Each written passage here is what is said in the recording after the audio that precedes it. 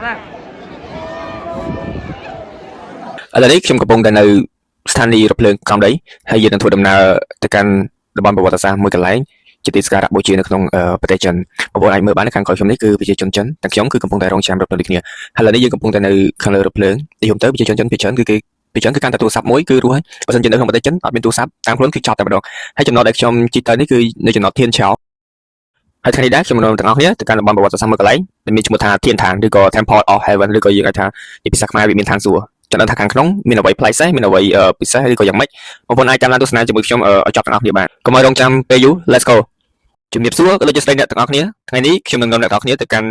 ់ទីតាំងបុរាណដ្ឋានប្រវត្តិសាស្ត្រនៅក្នុងទីក្រុងប៉េកាំងប្រទេសចិនមួយកន្លែងទៀតហើយកន្លែងនេះគឺជាកន្លែងមួយសម្រាប់ធ្វើការបូជាឬក៏ការបែរបន់សុំទឹកភ្លៀងរបស់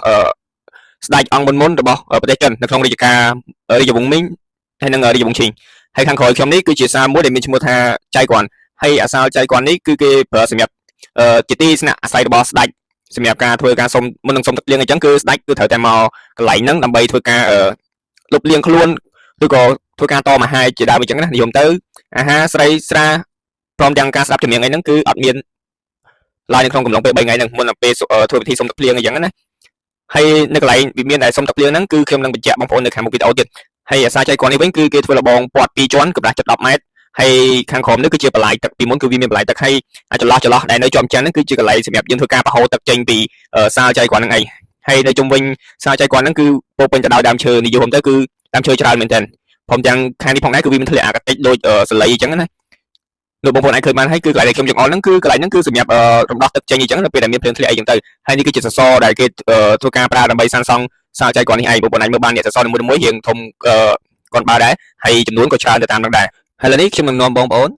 ទៅមើលទីតាំងខាងក្នុងតែម្ដងថានៅខាងក្នុងហ្នឹងគេរៀបចំបែបម៉េចមានវត្ថុឬក៏របស់របរអ្វីខ្លះដែលនៅសល់តាំងពីរាជការរាជវង្សមីងហើយនឹងឈីងហ្នឹងហើយឥឡូវនេះខ្ញុំកំពុងតែបន្តដំណើរទៅរកផ្លូវចូលតែម្ដងនិយមទៅខ្ញុំមកនេះគឺខ្ញុំមកលើកទី1ដែរខ្ញុំមកប្រទេសចិន7 ឆ្នាំហើយខ្ញុំមិនដែលបានមកកន្លែងនេះទេតែសិតតែខ្ញុំពេលខ្លះខ្ញុំអត់សូវមានពេលដើរអីចឹងណាពេលដើរដែរគឺយើងពេលដែលយើងសម្រាប់ពីការសិក្សារៀងយូរថ្ងៃដែរ3 4ថ្ងៃឬក៏7 ថ្ងៃអីចឹងទៅបានយើងអាចធ្វើការដើរកំសាន្តឬក៏ទៅទីតាំងប្រវត្តិសាស្ត្ររបស់ប្រទេសចិនអីចឹងណាប៉ុន្តែអ្វីជាក់ស្ដែងគឺនៅពេលដែលខ្ញុំមកដល់ចំណុចទ្វារខាងនេះគឺខ្ញុំឃើញគេបិទទ្វារអីចឹងទៅប៉ុន្តែនៅខាងមុខហ្នឹងគឺគេបញ្ជាក់យើងដែរថាទ្វារខាងហ្នឹងលបងខាងហ្នឹងគឺអាចនឹងត្រូវបានជួសជុលអីចឹងគេអត់ទាន់បើកឲ្យយើងចូលទេហើយឥឡូវនេះខ្ញុំកំពុងតែរកដើរទៅមុខទៀតដើម្បីបញ្ជាក់ថាវាអាចនឹងមានទ្វារណាបើកមួយដើម្បីឲ្យភ្ញៀវអាចចូលទស្សនាបានអីចឹងណាហើយជាទូទៅដែរសាចៃគាត់នេះគឺគេសង់ឡើងនៅក្នុងទំហំផ្ទៃដី 4000 ម៉ែត្រការ៉េជាងនៅក្នុងឆ្នាំទី18គ្រិស្តសករាជ1420នៅក្នុងរាជការរាជវង្សមីងនិយមទៅរាជវង្សមីងគឺមុនរាជវង្សឈីងទៅទៀតអញ្ចឹងសាលនេះត្រូវបានកសាងឡើងតាំងពីសម័យកាលរាជវង្សមីងម៉េះហោះហើយឥឡូវនេះខ្ញុំកំពុងតែបន្តដំណើរទៅកាន់ច្រកចូលខាងកើតតែម្ដងនិយមទៅផ្លូវច្រកចូលខាងកើតហ្នឹងគេអាចបើកឲ្យមនុស្សចូលឬក៏ភ្ញៀវទស្សនាចូលអីចឹងណាឥឡូវនេះខ្ញុំកំពុងតែតម្រង់ដើរទៅពីព្រោះអីនៅក្នុងប្រទេសចិនកំឡុងពេលខែ4នេះគឺចាប់ផ្ដើមក្តៅដែរហើយឥឡូវនេះខ្ញុំកំពុងតែដើរច្រកចូលទៅខាងក្នុងតែម្ដងហើយអ្វីដែ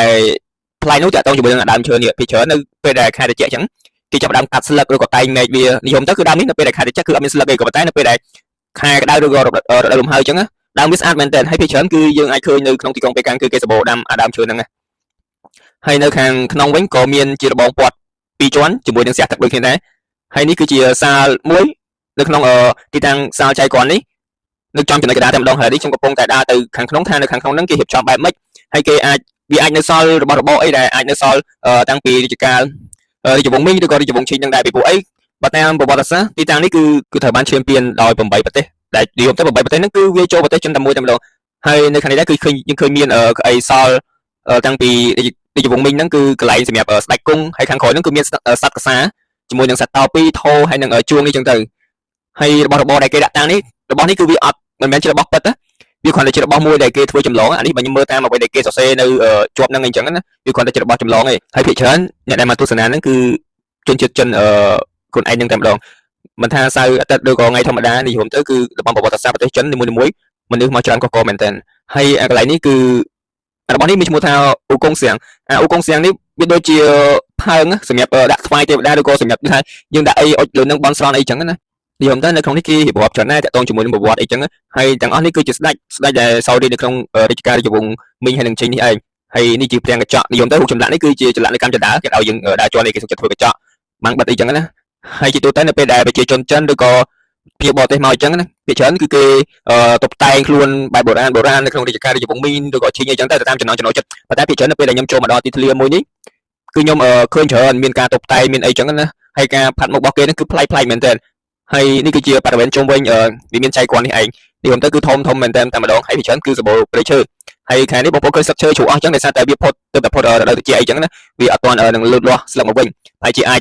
ខែ5ឬក៏ខែ6ចូលដល់ខែ9អីហ្នឹងស្លឹកឈើហ្នឹងគឺចាប់ដើមលូតលាស់មកឡើងវិញណាហើយឥឡូវនេះខ្ញុំនិយាយចូលសាច់រឿងក្រៅផ្លូវការទីចោះបងប្អូនខ្លះក៏ធ្លាប់មើលរឿងចិនបុរាណណាភាគច្រើនការបង្កចំនួននៅដូចដំណាក់ខាងក្រោយអញ្ចឹងវាពិបាកនឹងដឹងដល់ស្ដេចដឹងដល់អីចឹងណាហើយនេះជាមូលហេតុមួយដែលខ្ញុំនឹងបញ្ជាក់ប្រាប់បងប្អូនថាមូលហេតុអីនៅពេលដែលការឆ្លោះគ្នានៅរីដំណាក់ខាងក្រោយហ្នឹងវាពិបាកនឹងដឹងដល់ស្ដេចហ្នឹងតាមពិតទៅនៅក្នុងរាជវាំងឬក៏ក្នុងសាលនីមួយនៅក្នុងសម័យបុរាណប្រទេសចិននៅពេលដែលគេធ្វើគឺសាលហ្នឹងធំមែនទែនហើយរឿងនីមួយគឺវានឹងពិបាកនឹងឆ្លងកាត់ទៅដល់ស្ដេចណាហើយទីតាំងកន្លែងនេះមានឈ្មោះថាហွမ်ឈៀវហើយទីតាំងនេះគឺសាងសង់ឡើងក្នុងរជ្ជកាល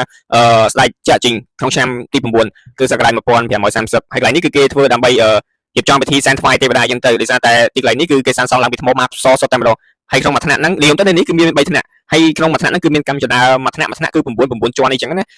ដើម្បីធ្វើការសែនថ្វាយទេវតាឬអាចហៅថាជាទីអាសនៈបើតាមការរៀបរាប់របស់អ្នកប្រវត្តិសាស្ត្រនៅក្នុងប្រទេសចិនបងប្អូនអាចឃើញបានទីច្រើននៅខាងក្រោយខ្ញុំនេះគឺសុទ្ធតែជនជាតិចិនភ្ញៀវទេសចរបរទេសគឺតិចតួចមែនទែនហើយកន្លែងនីមួយដូចខ្ញុំបញ្ជាក់បងប្អូនពីខាងដើមអញ្ចឹងគឺច្រើនតែមែនទែនឥឡូវនេះខ្ញុំចេញពីហွမ်ឈៀវចូលទៅទីតាំងមួយកន្លែងទៀតដែលមានឈ្មោះថាហွမ်ឈៀវអ៊ីឬក៏យើងអាចហៅជាភាសាខ្មែរថាវិមានអធិរាជនៃឋានសួគ៌បងប្អូនអាចមើលបានវិមាននេះដូចរឿងសាជីអញ្ចឹងនិយមទៅស្រួយកពូលហើយមានដូចផ្លិតដូចមួកព័ទ្ធជុំវិញអីចឹងទៅហើយខាងក្រោយខ្ញុំនេះគឺភ្ញៀវច្រើនមែនទែនបុកសម្រុកចូលមកមើលហើយហွမ်ឈៀវអ៊ីនេះគឺសាងសង់ឡើងក្នុងឆ្នាំទី9ដូចគ្នាជាមួយនឹងហွမ်ឈៀវដែលនៅខាងមុខដែលខ្ញុំបញ្ជាក់បងប្អូនថាមាន3ថ្នាក់ហ្នឹងសម្រាប់ជាអាសនៈសែនថ្វាយទេវតាអញ្ចឹងទៅហើយហွမ်ឈៀវអ៊ីនេះគឺសាងសង់នៅក្នុងឆ្នាំទី9រាជការរបស់ស្ដេចចាក់ជីនៃរាជវង្សមីងក្នុងឆ្នាំ1530ហើយដើមឡើយហ្នឹងអាគារហ្នឹងឬក៏វិមានហ្នឹងវាមានរាង2ជាន់ដែលឈ្មោះវាដំបូងហ្នឹងមានឈ្មោះថា Taishan ហើយក៏ជាទីកន្លែងមួយដែលគេតម្កល់រូបព្រះអីចឹងដើម្បីធ្វើការថ្វាយទៅដល់ឋានសួគ៌អញ្ចឹងទៅដើម្បីធ្វើការសុំទឹកភ្លៀងសុំអីចឹងពីព្រោះអីពីច្រើនតំបន់ឬក៏វិមានដែលសាងសង់ឡើងនៅក្នុងវិមានឋានសួគ៌ឬក៏ធានឋាននេះពីច្រើនគឺគេប្រើវាដើម្បីសម្រាប់ធ្វើការបូជាស្នើសុំទឹកភ្លៀងពីឋានសួគ៌ឲ្យទម្លាក់មកចុះខាងក្រោមអីចឹងណាហើយពីច្រើនខ្លោងទ្វារវាគឺធ្វើពីឈើទាំងអស់តែម្ដងហើយបន្ទាប់មកនៅក្នុងរាជការស្ដេចឈៀនឡុងហ្នឹងរាជវង្សឈីងហ្នឹងគឺគេកែប្រែវាធ្វើទៅវាថាដំបូងមកជាន់វិញអញ្ចឹងណាឥឡូវនេះខ្ញុំនាំបងប្អូនទៅមកកន្លែងទៀតដែលមកកន្លែងនេះមានឈ្មោះថាឈៀននៀនទៀនហើយទីតាំងសាលនេះគឺគេធ្វើឡើងដើម្បីប្រារព្ធពិធីនៃការប្រមូលផលអីចឹងណាបងប្អូនអាចមើលបាននេះខ្ញុំទៅមាន3ជាន់ហើយពណ៌នីមួយពីលើមកក្រោមហ្នឹងគឺវាពណ៌ផ្សេងគ្នាទាំងអស់ហើយការធ្វើ3ជាន់នេះគឺដើម្បីបញ្ជាក់ពីឋានសួគ៌ឋានកណ្ដាលហើយនឹងឋានក្រោមអីចឹងទៅឬក៏អ្វីផ្សេងទៀតដែលវាមានភាពជាពាក់ជាប៉ុនគ្នាអីចឹងណាជាមួយនឹងពីឋានលើរហូតមកដល់ឋានក្រោមអីចឹងទៅបងប្អូនអាចមើលបានហើយនេះគឺជាថ្ងៃធម្មតាផងមនុស្សច្រើនប៉ុណ្ណឹងចុះតម្រាំតែថ្ងៃបុណ្យទានមនុស្សប៉ុណ្ណាហើយវីដេអូនេះគឺមានប៉ុណ្្នឹងឯងសូមអរគុណច្រើនសូមជម្រាបលា